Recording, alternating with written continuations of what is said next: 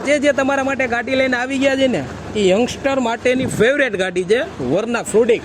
Reels જોવો એકવાર ખાલી मेरा क्या फायदा। તો મહાદેવર અને જય દ્વારકાધીશ બધા મારા વાલા મિત્રો તમારા બધાના ડિમાન્ડ ઉપરથી ફરી એકવાર વરના ગાડી લઈને આવી ગયા છે મોડલની જો તમને વાત કરું તો 2013નો ચોથો મહિનો છે થર્ડ ઓનર ગાડીમાં છે